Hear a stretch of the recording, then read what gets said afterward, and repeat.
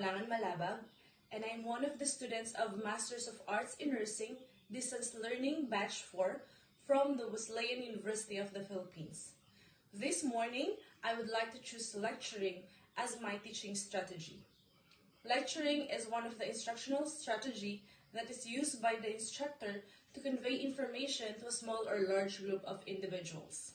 Because it is an efficient way to convey messages, lecturing is a widely used strategy of the college instructors. But it is really encouraged that during lecturing, there is an active participation from the professor or from the lecturer and the students so that learning will be more.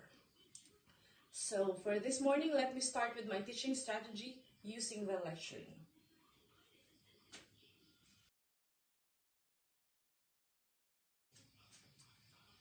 Good morning, everyone. In behalf of the nursing management, we would like to welcome all of you, all our newly joined dental nurses in our institution, University Dental Hospital, College of Dental Medicine.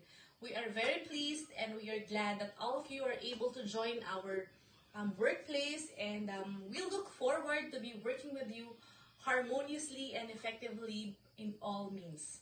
So this morning, I am assigned to give a short lecture about the basic dental terminologies that all of us nurses along the way will be encountering while we are working here.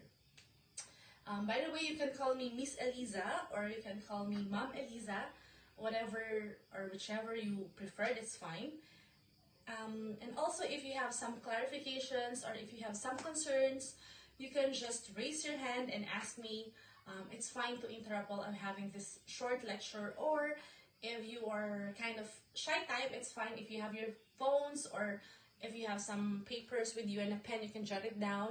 And then after my short lecture, there will be a few minutes discussion if you have some clarifications. So without further ado, let's start our short lecture about the basic dental terminologies.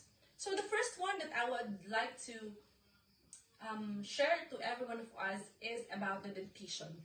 So what is dentition? Dentition is the development of the teeth and their arrangement in the mouth. And in dentition, we have two types. The primary dentition or the deciduous dentition, and then the permanent dentition. So first is the primary dentition. So for the primary dentition, it's also called the deciduous dentition. It is composed of 20 baby teeth. So it means that there are 10 teeth in the upper arch and 10 teeth on the lower arch. And as we say baby teeth, it means it belongs to a child. And then the second one is the permanent dentition. For the permanent dentition, it is also called as secondary dentition.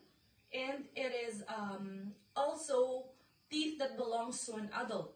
So for the permanent dentition, it composed of 32 teeth, 16 in the upper arch and 16 on the lower arch. And these arches is referred to as, we're telling like, upper and lower. So for the medical term, it is referred to as the maxillary arch, or it is the upper part of the jaw, and the mandibular arch, which is the lower part of the jaw.